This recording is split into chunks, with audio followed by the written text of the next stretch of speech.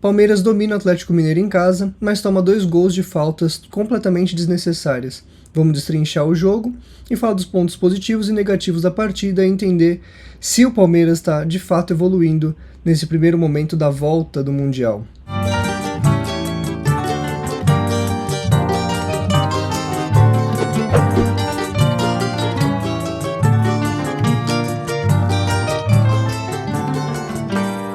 Palmeiras inicia o jogo no papel com uma formação bastante parecida com a do jogo anterior, porém com a troca individual de Maurício por Veiga e Lucas Evangelista no lugar do Rios, a gente tem um posicionamento bastante diferente e a gente vai ver isso sendo flagrado no campinho, logo mais na frente do vídeo. De todo modo, contra o Mirassol, um 4-4-2, com Veiga sendo um segundo jogador, como a gente tinha conversado no último vídeo. Hoje, pela característica do Maurício, um jogador que vai necessariamente buscar a bola um pouco mais para trás, jogar mais no meio, né, chegando à área também, mas jogar mais no meio, entendo que o Palmeiras jogou mais um 4-5-1, 4-2-3-1, e eu tô considerando aqui, obviamente, o Felipe Anderson e o Facundo como meias abertos e não como pontas, e a gente vai ver isso no campinho, como a gente viu contra o Mirassol, né? Até teve comentários falando que a gente jogou num 4-3-3 no último jogo, eu não concordo, acho que o posicionamento do Facundo e do Felipe Anderson foi um posicionamento de meia, né? E por isso, não por acaso, o Palmeiras teve chances pelo meio, tanto no jogo contra o Mirassol, quanto hoje muito mais do que no jogo contra o Mirassol. E é importante pontuar o jogo do Mirassol, porque eu quero aqui que a gente faça uma análise sequencial dos jogos do Palmeiras, e não pontual jogo a jogo, para a gente entender se o clube está de fato evoluindo depois da volta do Mundial, ou se a gente está tendo só meros bons jogos aqui e ali, e jogos maus aqui e acolá, né? Bom, de todo modo, né, de forma bastante geral, acho que o jogo contra o Atlético hoje, ele já foi bastante melhor do que o jogo contra o Mirassol, porém, um time que eu considero hoje bastante pior do que o Mirassol. Pois o Atlético Mineiro não me parece ter a estrutura tática que o Mirassol tem, e individualmente, apesar da gente ter nomes bastante conhecidos, né, o Atlético tem jogadores que individualmente não estão apresentando bom futebol. Teve a venda do Rubens, e hoje nesse jogo, com o amarelo bastante cedo do Gabriel Menino, ficou sem o seu segundo volante em termos, né, de substituto ali do Rubens, porque quem entrou no lugar do Gabriel Menino absolutamente não conseguiu apresentar um bom futebol e abriu espaço para o Palmeiras jogar, essa que é a verdade. De todo modo, a gente teve mais uma grande apresentação do Felipe Anderson pela esquerda, mais um bom jogo, ou até ótimo jogo do Facundo Torres, uma bela apresentação do Maurício e talvez o melhor jogo do Vitor Roque pelo Palmeiras. Tentando sempre se apresentar, é claro que individualmente ele está abaixo, tecnicamente, tudo, mas isso tem a ver com questões psicológicas também. Hoje é incrível, né? Ele teve 2 gols milimétricos anulados e hoje um gol dado contra. De fato foi um gol contra, né? Mas ele estava lá para concluir. Então acho que com o tempo, né, com essa melhora, ele vai também melhorar tecnicamente, porque ele tem bola para isso, né? A gente tem também uma boa partida do Aníbal Moreno e uma partida ok, interessante do Lucas Evangelista. A gente não pode, porque ele fez o gol que deu início à vitória do Palmeiras, banalizar a análise do jogo dele. Ele continua sendo um jogador mediano, um jogador que tem o que apresentar para o Palmeiras, mas não pode ser titular, não pode ser o nosso 8.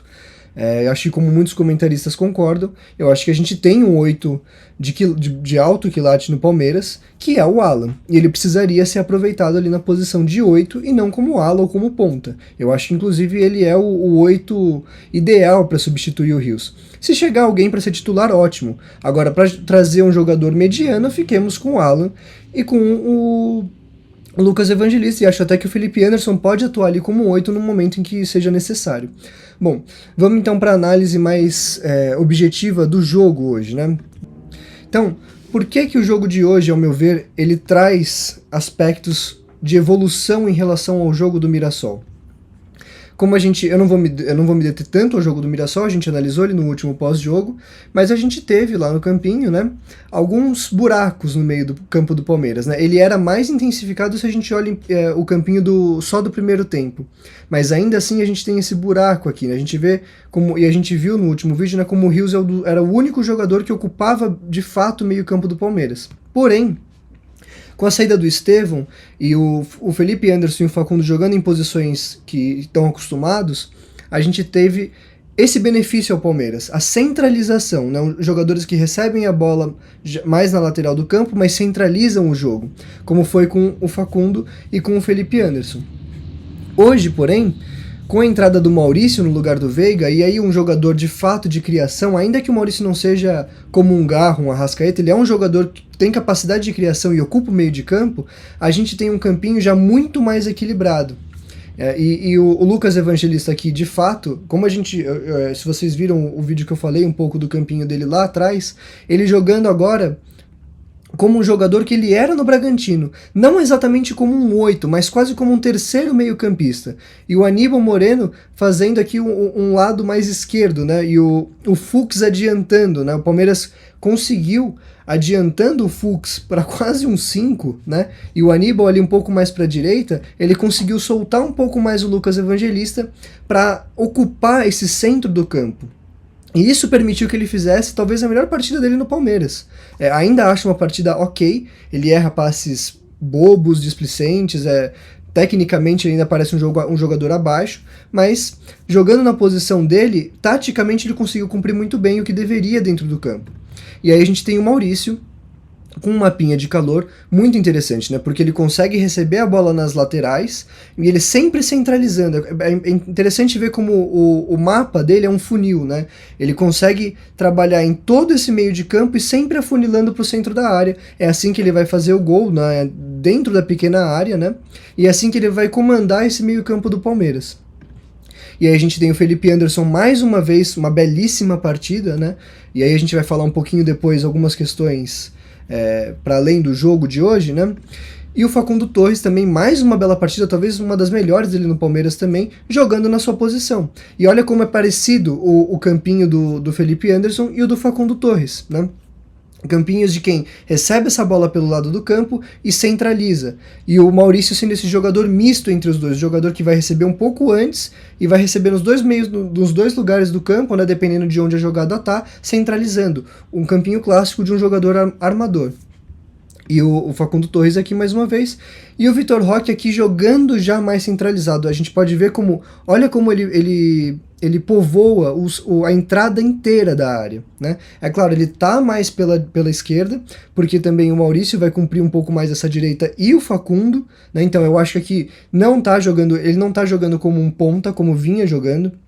Ele tá jogando como um último jogador de ataque, mas não necessariamente como um centroavante, né? E ele vai ocupar toda essa entrada da área e vai pisar na área, o que não vinha fazendo antes. E não por acaso ele faz a sua melhor partida pelo Palmeiras.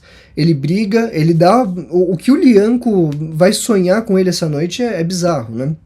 Ele fez um grande jogo fisicamente, taticamente, só deixou ainda a desejar tecnicamente pelos motivos que eu expliquei. Mas conseguiu participar dos gols e conseguiu participar de toda a fase ofensiva do Palmeiras. Um grande jogo do Vitor Roque. E aí a gente olha pro campinho do Atlético e a gente percebe o porquê que eu sempre vim pedindo aqui o povoamento do meio-campo do Palmeiras. Porque ao você fechar o meio-campo, e esse espaço aqui ele não é verdadeiro, né? Porque a gente vê que o Lucas Evangelista ele é levado aqui para trás nesse campinho que é média, né? A média do espaço, por causa da sua função defensiva, mas a gente vê que o Evangelista cumpria essa parte do campo, né? Ele povoava essa parte do campo. E não por acaso, o campinho do Atlético Mineiro, ele fica todo atrasado, né? Ele não consegue praticamente passar do meio de campo. Tanto que o Atlético vai fazer os gols apenas de falta, e quase não vai... eu acho que inclusive não chuta nenhuma bola no gol. A gente vai ver daqui a pouco as estatísticas, mas por memória não lembro de um chute ao gol do Atlético Mineiro, né? Isso não é por acaso. O Atlético ele vai ser empurrado para trás porque o Palmeiras não jogou em U. Ele jogou com uma linha no meio de campo bastante povoada e equilibrada, né? Mais uma vez, o Lucas povoando essa parte aqui centralizada um pouquinho mais para a esquerda do campo, o Maurício um pouquinho mais para a direita, o Facundo recebendo e centralizando, e o Felipe Anderson fazendo o mesmo que o Facundo no outro lado, com o Giai e o Piquerez fazendo função de lateral, ou seja, dando amplitude ao campo e profundidade. né? Então a gente tem aqui de fato um time que foi equilibrado taticamente e organizado, os jogadores fazendo funções distintas e complementares às dos outros, certo? E não por acaso a gente teve um Atlético Mineiro empurrado para o seu campo de defesa, e não conseguia ultrapassar esse meio de campo. Por quê? Porque cada jogador tinha uma função complementar à dos seus companheiros, certo? Se a gente vê nas substituições, eu já falo isso daqui para a gente não ter que voltar ao campinho, a gente vê algumas questões para o futuro, né? O Palmeiras parece que tá caminhando para encontrar um time titular, com o Felipe Anderson, que eu acho que não pode absolutamente sair desse time, de um lado, né? Com o Facundo do outro, com o Maurício no meio e com o Vitor Roque como único atacante, né? Mas também um atacante que vem receber a bola. E aí, Aníbal Moreno, eu acho que e Emiliano Martins depende, eu já comentei sobre isso, né? Depende do estilo de jogo que a gente vai ter que jogar, depende do adversário que a gente vai ter que jogar. E como 8, aí pra mim, teria que ser o Alan, e eu acho que ele precisa ser testado ali, tendo o Lucas Evangelista, esse jogador que vai ajudar no elenco, né? Mas não vai ser um titular, e não pode ser um titular, pela sua qualidade técnica, que ao meu ver é bastante abaixo do resto do time do Palmeiras, não sendo, porém, um jogador absolutamente descartável. Não é porque eu reclamo da contratação do Facundo, do Sousa e do Evangelista que eles são maus jogadores. Ao contrário, são bons jogadores. O Facundo eu acho até que tem bastante condição de ser um jogador mais interessante do que os outros dois. Mas a crítica ela vai muito mais àquela questão de potência, o que o Palmeiras poderia ter ido atrás, né? Mas são jogadores que vão contribuir para o elenco do Palmeiras. Só que, né, agora pontuando um pouquinho as substituições. Tudo que eu falei aqui passa muito pela característica individual dos jogadores, né, e pela relação entre eles. O Maurício como esse meia, né, o Felipe Anderson e o Facundo como meias abertos, o Evangelista como esse jogador que não é exatamente um 8, ele é mais um 8,5 ali, né, um jogador que avança um pouco mais no campo, né, mais do que o Rios. A posição média dele é um pouco mais avançada, né. A gente pode até ver aqui o último posicionamento do Rios. O Rios ele parece que preenche mais o campo, mas ele tem uma posição média um pouco mais atrasada, né? Mais próxima aqui do Aníbal Moreno. E a gente vê aqui como o Evangelista é um jogador bastante mais avançado do que o Rios, né? Um jogador que é mais para um 8,5, né? Não chega a ser um 10. Ele é o terceiro jogador de meio de campo, né? Aqui quando a gente joga com 4 meias, ele é esse terceiro, né? Um terceiro volante, vai. Bom, então, quando a gente tem as substituições, o que acontece, né? O Palmeiras perde um pouco esse domínio no meio de campo. E por que isso acontece? Isso acontece pelas características principalmente do Veiga e do Sousa. O Sousa, como a gente já viu em vídeos anteriores, é um jogador que joga bastante pelo lado do campo, né? E é um jogador bastante de transição, né? É um jogador de jogo rápido, assim como o Veiga é. O Veiga é esse meia, que é muito mais um segundo atacante, né? É um jogador de finalização, muito mais do que um jogador de criação, assim como o Sousa. E quando você tira 2 meias e coloca 2 jogadores de transição, até no momento do jogo que faria sentido, porque supostamente o Atlético iria atacar o Palmeiras, não foi o que aconteceu, mas poderia ter acontecido, o Palmeiras perde um pouco esse trabalho no meio de campo, né? Por que isso acontece? Porque o Sousa é um jogador mais lateralizado, por característica individual, não estou falando aqui do posicionamento que o Abel propõe para os jogadores, né? Então, você vê que ele não vai centralizar esse jogo como o Felipe Anderson faz, porque o Felipe Anderson é de fato um meia, não um ponta. E se a gente vê aqui, o Rafael Veiga, ele teve muito pouco envolvimento no jogo, né, para ter uma pinha, mas ele não é um jogador exatamente que vai cumprir a função, né? E aqui o Mapinha não diz nada, né? Mas ele não vai cumprir a função do Maurício, essa função de, né? Vamos voltar lá para o Mapinha do Maurício, para a gente poder enxergar essa função de um jogador que vai povoar todo o meio de campo, todo o segundo terço ali do campo, né? Essa parte aqui do campo, e vai centralizar o jogo e procurar um jogo por associação, por criação. A gente viu muito o Facundo e o Maurício se aproximando para fazer jogada, né? O Veiga não é esse tipo de jogador. E além de tudo, tá numa fase ruim, né? Então, a gente vê como o time do Palmeiras, a partir das substituições, ele tem um pouco mais de buraco aqui no meio de campo. Isso se dá pela característica dos jogadores. E é nisso que a gente vai ter que falar, talvez num vídeo um pouco mais pra frente. Eu quero esperar a janela de transferência para falar do elenco do Palmeiras. Mas a gente vai falar sobre a montagem desse elenco, né? O Palmeiras não tem de fato um substituto ao Maurício. Quando o Maurício não pode jogar, e isso já foi assim no ano passado, quando ele se machucou, o Palmeiras perde absolutamente todo o seu poder de armação de jogadas. Porque quando você não tem um jogador de meio e você faz só jogadas pelo lado, é o que a gente vem falando sempre aqui, você se torna um time muito fácil de ser marcado. Quando você tem o Maurício ali no meio, né, povoando todo esse meio campo, você tem um cara que vai sempre receber a bola e se associar com quem vem de cada lado do campo, dificultando muito o jogo. Não é porque o Felipe Anderson e o Facundo se movimentaram mais hoje do que com o Mirassol que o Palmeiras teve essa movimentação ofensiva. É porque o Maurício oferece isso aos seus companheiros. Ele é um jogador que consegue receber essa bola e se associar e fazer triangulação, por característica individual, algo que o Veiga não entrega ao time. Característica, eu não estou falando que um é melhor que o outro, certo? O Alan, se ele entrar no lugar do Evangelista, ele é um jogador que oferece uma transição mais rápida, ele oferece mais pegada ao meio de campo, melhor finalização, melhor visão de jogo e também mais associação, né? Então, por isso que eu acho que o ideal é esse time, né? É o time de hoje, um 4-5-1, que pra mim é a formação ideal, né? Nem sempre você tem jogadores para jogar num 4-5-1, hoje o Palmeiras tem, com o Alan de 8, né? E aí, mais pra frente, a gente vai discutir questão de elenco, quais as outras possibilidades. Se você não tem o Alan, o Evangelista é o suficiente? Se você não tem o Maurício, quem que faz essa função ali, né? Bom, por último, né, pra gente comparar mais uma vez com o jogo do Mirassol, e eu falei aqui, né, o Mirassol pra mim hoje é um time muito mais organizado taticamente do que o Atlético Mineiro, e individualmente não perde tanto. A gente viu o que o Mirassol fez com o Santos, por exemplo, isso não é de graça, né? Quando eu vim aqui no último jogo e falei, o Palmeiras fez um jogo mediano, apesar do empate inaceitável contra o Mirassol, que é um time de fato que deve ganhar dos times da parte de baixo da tabela, e ficar ali no meio, até disputar uma Sul-Americana, quem sabe até uma Libertadores, dependendo de quantas vagas a gente tenha, é um time que não pode, o Palmeiras não pode absolutamente perder ponto em casa pro Mirassol, assim como não pode perder ponto em casa pro Atlético Mineiro. Hoje a situação do Atlético Mineiro é mais ou menos a do Mirassol, é um time de meio de tabela, é um time que taticamente não entrega, e o Mirassol compensa, como eu falei no último vídeo, a falta individual com essa organização tática. Né? Então, se a gente volta aqui, é justamente aquilo que eu estava falando do Veiga contra o Mirassol. Por que o Palmeiras não conseguiu fazer esse jogo de associação? Porque o Veiga é um jogador muito mais parado em campo. É um jogador de transição. Quando você retoma a bola em velocidade, o Veiga vai entrar nos espaços vazios para receber essa bola e finalizar. Por isso que o Palmeiras, mesmo com um mapa muito parecido aqui do Felipe Anderson e do Facundo, que fizeram uma partida muito semelhante à de hoje, né, muito boa, assim como contra o Mirassol, não conseguiram contra o Mirassol converter essas movimentações em chances claras de gol, por não ter com quem se associar no meio de campo, certo?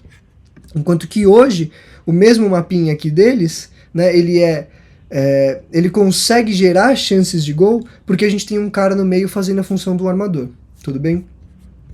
E aí, por que eu tô falando de como a gente consegue criar essas movimentações em chances de gol? Não é por acaso que hoje a gente teve 18 chances, se eu bem me lembro, contra o Mirassol foram 16, vou até confirmar aqui, foram 16 chances não, né, chutes no gol, né? Hoje foram 18. Então é muito pouca a diferença, né? São 2 chutes a mais. Agora, por que a gente tem a impressão em campo que a capacidade ofensiva do Palmeiras é muito maior? Porque ela de fato foi muito maior. Eu falei no último vídeo que as 16 chances do Palmeiras, elas eram enganosas, era um número enganoso, né, ilusório, porque de fato não foram 16 chances que eram grandes chances, né, aqui ó, grandes chances. A gente teve 3 nesse jogo, fizemos as 3. No jogo contra o Mirassol, não por acaso a gente não teve nenhuma, mesmo com 16 chutes. Né? É importante que a gente aprenda a analisar os números, porque os números pelos números, eles são frios, eles não dizem nada. Cabe a gente interpretá-los, né? Então, quando eu falei que o Palmeiras teve 16 chutes e nenhuma grande chance, teve gente no comentário, e eu quero sempre que vocês comentem pra gente discutir futebol, mas teve gente falando como que 16 chances, 16 chutes não implica numa falta de capacidade dos atacantes de colocar a bola no gol. Não implica por causa disso. Né? Se eu pegar a bola lá do meio de campo e ficar chutando pro goleiro, eu vou inflacionar as estatísticas do jogo. Então, se a gente olha aqui o campinho do Palmeiras, né, o de chutes, olha onde foram feitos os gols. Os 3 na pequena área. certo? A gente teve mais uma bola do Evangelista, né? Acho que logo antes ele cabeceia uma bola que o Everson pega, num escanteio também. Também dentro da área. Outras 3 cabeçadas dentro da área, né? Parece que finalmente a gente encontrou alguém que consegue cobrar um escanteio, né? O Piquerez consegue colocar a bola para além do primeiro poste, né? É incrível como o Estevão batia a bola rasteira em todos os escanteios, né? E além disso, a gente teve outras boas finalizações de fora da área, que a gente teve também contra o Mirassol, mas a gente teve uma. Aqui a gente tem essa do Vitor Roque, essa outra do Vitor Roque, uma do Facundo, que foi muito interessante, né? Pegou o Everson de surpresa, e ainda teve esse terceiro chute do Vitor Roque, né? Que parece que começa a agir mais como um atacante. Não por acaso, muito tem a ver com o seu campinho, né? Com o seu posicionamento médio em campo, recebendo a bola e se posicionando na entrada da área, né? E a gente tem ainda outros chutes, como teve naquele jogo, né? Chutes barrados, mas vejam que se vocês bem se lembram do último vídeo, contra o Mirassol, o Palmeiras teve uma enormidade de chutes barrados. Hoje o Palmeiras conseguiu finalizar ao gol, né? Conseguiu dar trabalho ao Everson. Por quê? Porque trabalhou bem as jogadas, certo? Bom, tendo visto então as estatísticas do jogo, analisado os números, acho que fica muito claro que a gente teve uma evolução do jogo do Mirassol para hoje, e isso passa muito pela característica dos jogadores que foram escalados e menos, né, para a escalação em si, né? Isso não quer dizer que não é culpa do Abel, é claro, a evolução passa pela mão do Abel, é ele que escolhe os jogadores que vão jogar entre si. E tem mais uma coisa que eu deixei de comentar, mas que é muito importante, a presença do Giai no lugar do Mike, porque o Giai, como esse jogador que dá uma capacidade defensiva maior para o time, ele consegue fazer algo que acho que é o grande mérito do Abel Ferreira desde que ele chegou no Palmeiras, que é essa saída de 3, esse jogo defensivo misto entre um 3 zagueiro e um 2 zagueiros, né? Um jogo de 3 e de 2 zagueiros. Por quê? O Giai conseguindo fazer essa linha de 3 defensiva, ele permite que o Piquerez povoe mais a lateral do campo no lado esquerdo e o Felipe Anderson consiga jogar mais para dentro, certo? O Maurício, que é um jogador que joga um pouquinho mais pela direita, consegue povoar o campo ajudando o Facundo a fazer sua função. Então, a presença do Giai, ela é imprescindível para também a estrutura tática completa do time, porque ele consegue fazer esse jogo misto entre 2 e 3 zagueiros. E ele equilibra o jogo. Com o Mike, um jogador que é muito fraco defensivamente, por característica, isso não é uma crítica ao jogador, ele vai dar mais profundidade e vai alargar o campo. Então o Mike, em conjunção com o Veiga no jogo passado, né, ele vai levar esse time de mais transição, menos posse de bola e menos associação, menos triangulação.